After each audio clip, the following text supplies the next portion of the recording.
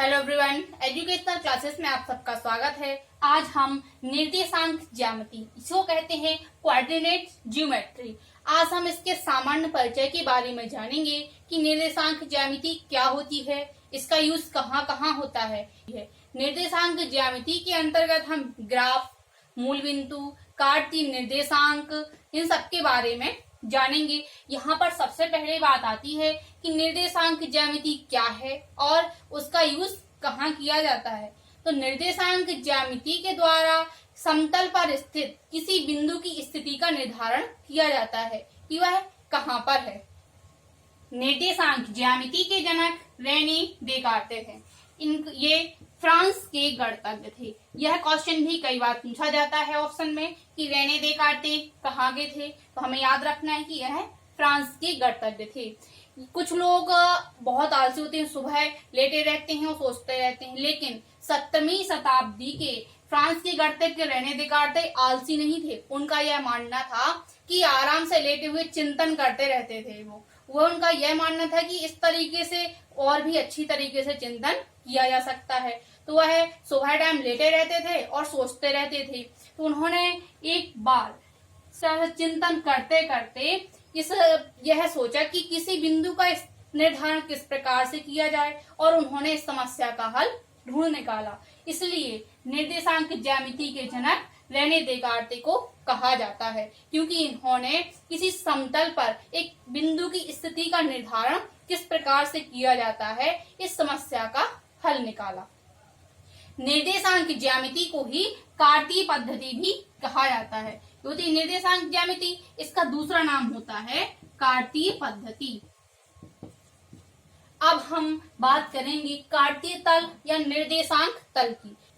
एक तल में किसी वस्तु या फिर बिंदु की स्थिति का निर्धारण करने के लिए दो लंबिक रेखाओं की आवश्यकता होती है, जिसमें से एक क्षैतिज होती है और एक ऊर्ध्वाधर होती है। इन रेखाओं को कहा जाता है निर्देशांक अक्ष, और जो उनसे तल बनता है वह तल कहलाता है निर्देशांक तल। इस प्रकार से देखिए, जब भी हम किसी बिंदु का स्थान निर्धारण करते हैं तो दो रेखाओं की आवश्यकता होती है, यही मैंने अभी बताया है, जिसमें से एक होती है क्षैतिज, तो ये हो जाएगी हमारी क्षैतिज रेखा, और एक होती है ऊर्ध्वाधर, तो ये हो जाएगी ऊर्ध्वाधर रेखा। तो जो ये तल बना यह कहलाएगा निर्देशांक तल, और जो ये रेखाएं हैं यहाँ पर यह कहलाएगी निर्देशांक अक्ष। इसमें से यहाँ होता है एक्स अक्ष,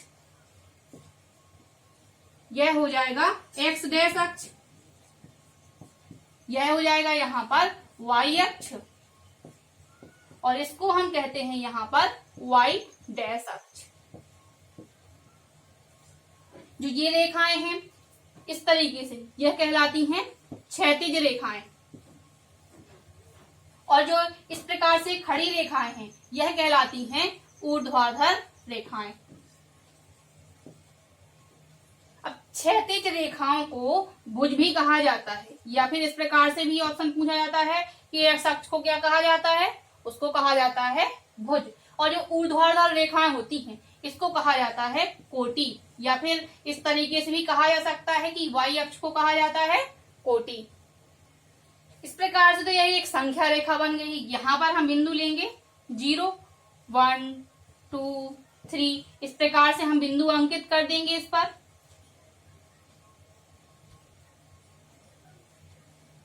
जहां पर ये रेखाएं एक दूसरे को आपस में प्रतिच्छेद करती हैं वह कहलाता है मूल बिंदु, और मूल बिंदु के निर्देशांक हमेशा 0, 0 होते हैं। एक्स अक्ष पर हम बिंदु लेते हैं 1, 2, 3, 4 इस प्रकार से, और एक्स डैश पर ले लेते हैं वही बिंदु माइनस में, -1, -2, -3, -4, -5, इस प्रकार से आगे बिंदु हो सकते हैं। और वाई अक्ष में लेते हैं हम प्लस के बिंदु लेंगे हमेशा 1, 2, 3, 4 करके, और वाई डैश में वही बिंदु हम माइनस में लेते हैं। अब यह इस प्रकार से 4 भागों में बट चुका है।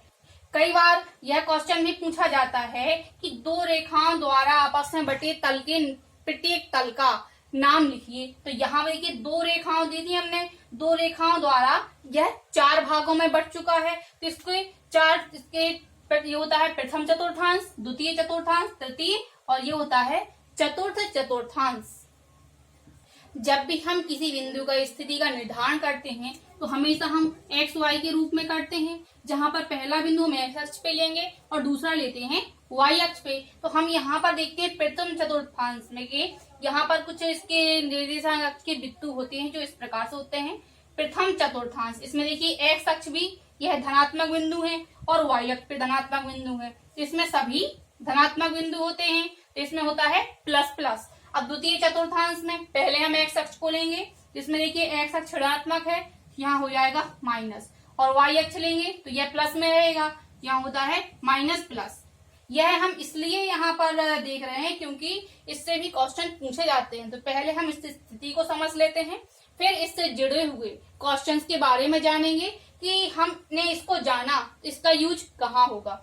अब तृतीय चतुर्थांश में पहुंचते हैं। यहाँ देखिए जहां हम इसमें एक्स अक्ष को लेंगे तो माइनस में रहेगा, तो यहाँ आएगा माइनस, और वाई अक्ष भी इसमें माइनस में है, तो इसमें होते हैं माइनस माइनस। चतुर्थ चतुर्थांश, इसमें जहां हम एक्स अक्ष को लेंगे तो यह हो गया प्लस का है, और वाई अक्ष यह है माइनस का। तो प्रथम चतुर्थांश में प्लस प्लस होता है, द्वितीय चतुर्थांश में होता है माइनस प्लस, तृतीय चतुर्थांश में माइनस माइनस, और चतुर्थ चतुर्थांश में होता है प्लस माइनस। कुछ लोग कई बार इसमें कंफ्यूज हो जाते हैं कि माइनस प्लस कहाँ होता है, प्लस माइनस कहाँ होता है, तो इसको रटना नहीं है, हमें इसको अच्छे से समझना है कि इसमें प्लस प्लस है तो क्यों है, क्योंकि हम एक्स वाई अक्ष लेते हैं हमेशा। जब हम इसमें एक्स देखेंगे, देखिए अगर हम इन चारों भागों को ना देखें, केवल इस प्रथम भाग को बस देखें तो ये इतना है, इसमें एक्स अक्ष प्लस का है और वाई भी प्लस का है, इसलिए इसमें प्लस प्लस हुआ।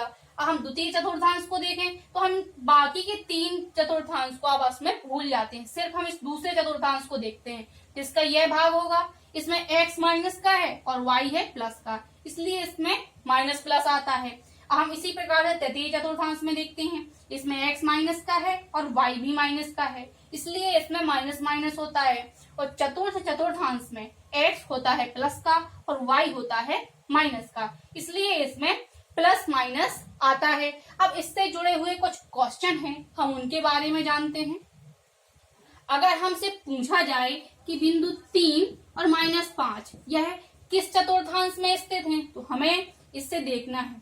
यहाँ 3 प्लस का है तो पहले प्लस कहाँ होता है, ये है, और दूसरा बिंदु ये हम एक्स में लेंगे और दूसरा लेते हैं हम वाई में। इसी तरीके से बिंदु की स्थिति का हम निर्धारण करते हैं, जब हमें एक्स अक्ष पे देखना है प्लस का और वाई अक्ष पे देखना है माइनस का, यानी प्लस माइनस। यह किस अक्ष में, किस निर्देशांक में आता है, यह आता है यहाँ पर चतुर्थ चतुर्थांश में, क्योंकि इसमें प्लस है और माइनस में है। तो हमसे इसकी स्थिति पूछी जाएगी कि यह कहाँ पर है, तो यह है चतुर्थ चतुर्थांश में। अगर इसी प्रकार से हमसे पूछा जाए -2 -5 यह किस चतुर्थांश में स्थित है, तो इसमें क्या आ रहा है, एक्स अक्ष का बिंदु भी माइनस में है और इसमें वाई का बिंदु भी माइनस में है, इसमें माइनस माइनस आ रहा है और माइनस माइनस होता है तृतीय चतुर्थांश में। अतः बिंदु -2 और -5 यह हो जाएगा तृतीय चतुर्थांश में। इस तरह निर्देशांक ज्यामिति से कुछ बहुत ही आसान है और इस आसान से सवाल इससे पूछे जाते हैं। इसमें पहले टाइप के क्वेश्चन यही बनते हैं, यह किस चतुर्थांश में है, तो हमने यह जान लिया, एक टाइप के क्वेश्चन हमारे हो गए। इसमें 1-2 टाइप के क्वेश्चन और है और निर्देशांक ज्यामिति के सारे क्वेश्चन इसमें कवर हो जाएंगे। अब हम देखते हैं इससे जुड़े हुए महत्वपूर्ण बिंदुओं को कि इसके अंतर्गत महत्वपूर्ण बिंदु कौन कौन से हैं, जिससे हमेशा ही ऑप्शन बनते हैं। इससे जुड़ा हुआ पहला बिंदु है अक्षों के प्रतिच्छेदन बिंदु को मूल बिंदु कहा जाता है। अभी मैंने जो बताया था बिंदु सारे वही हैं। पहला मैंने बताया है अक्षों का प्रतिच्छेद बिंदु, तो ये अक्षों आपस में जब एक दूसरे को प्रतिच्छेद करते हैं तो जहां वह प्रतिच्छेद करते हैं वह कहलाता है मूल बिंदु। इसी में दूसरा पॉइंट है मूल बिंदु के निर्देशांक 0 0 होते हैं। यह कई बार ऑप्शन में पूछ लिया जाता है कि मूल बिंदु के निर्देशांक होते हैं 3 4 2 3 0 0 0 2, इस प्रकार से आ जाता है। तो हमें याद रखना है कि मूल बिंदु के निर्देशांक 0 0 होते हैं। एक्स अक्ष को क्षैतिज रेखा कहा जाता है, अभी मैंने यही बताया था कि एक्स अक्ष को कहा जाता है क्षैतिज रेखा और वाई अक्ष को कहा जाता है ऊर्ध्वाधर रेखा। एक्स निर्देशांक को भुज तथा वाई निर्देशांक को कोटि कहा जाता है। निर्देशांक अक्ष तल को 4 भागों में बांट देते हैं, यह जिन्हें हम चतुर्थांश कहते हैं। इसमें चतुर्थांश, उसका नाम ही है चतुर्थांश, यानी इसमें 4 अंश हों तो इसके नाम होते हैं प्रथम चतुर्थांश, द्वितीय चतुर्थांश, तृतीय चतुर्थांश और चतुर्थ चतुर्थांश। यह भी कई बार पूछा गया है क्वेश्चन कि निर्देशांक अक्ष तल को 4 भागों में बांटता है, उनके प्रत्येक का नाम बताइए। तो हम उनके नाम लिखने पड़ते हैं, प्रथम, द्वितीय, तृतीय एवं चतुर्थ चतुर्थांश। इससे जुड़ा हुआ 6वां बिंदु है, एक्स अक्ष पर वाई अक्ष का निर्देशांक 0 होता है। यह हमें याद रखना है, जब भी एक्स अक्ष से पूछा जाए तो वाई बराबर 0 होता है। फॉर एग्जाम्पल, एक्स अक्ष पर एक बिंदु के निर्देशांक होते हैं x0। ये बिंदु हमेशा हमारे एक्स वाई इस रूप में होते हैं, तो जब भी एक्स अक्ष से पूछा जाए तो y बराबर 0 हो जाएगा यहाँ पर। इसी प्रकार से y अक्ष पर एक्स अक्ष का निर्देशांक 0 होता है, x पे होता है y बराबर 0 और y अक्ष पे होता है x बराबर 0। तो इसमें एक y अक्ष पर एक बिंदु के निर्देशांक हो जाते हैं 0, y। 8वां बिंदु है, बिंदु एक्स वाई की एक्स अक्ष से दूरी हमेशा y होती है। जब भी हमें कोई 2 बिंदु दिए गए हों, जैसे फॉर एग्जाम्पल यहाँ दिया गया है क्वेश्चन है बिंदु 3, 4 की एक्स अक्ष से दूरी क्या है। अब यहाँ बिंदु हमें 3 और 4 ये 2 बिंदु इसी प्रकार से दिए गए हैं एक्स वाई के रूप में और एक्स अक्ष से पूछा गया है, इसकी दूरी हमें याद रखना है कि हमेशा y होती है। तो 3, 4 ये एक्स अक्ष से दूरी y होगी, जिसमें x बराबर है 3, y बराबर है 4, जिसका आंसर आ जाएगा 4। इसी प्रकार से बिंदु एक्स वाई की y अक्ष से दूरी हमेशा x होती है। जब x अक्ष से पूछा जाए दूरी तो y होती है और y अक्ष से दूरी पूछी जाए तो x हो जाएगी। यहाँ पर फॉर एग्जाम्पल बिंदु 7, 8 की y अक्ष से दूरी क्या है। अब यहाँ पर हमें बिंदु दिए गए हैं 7 और 8, यहाँ पर x बराबर है 7 और y बराबर दिया है 8 और इसकी हमें y अक्ष से दूरी बतानी है। तो ये हमें पता है कि y अक्ष से दूरी होती है x, तो इसका आंसर आ जाएगा 7। निर्देशांक ज्यामिति से जुड़े हुए महत्वपूर्ण प्रश्नों के बारे में जानेंगे हम नेक्स्ट वीडियो में।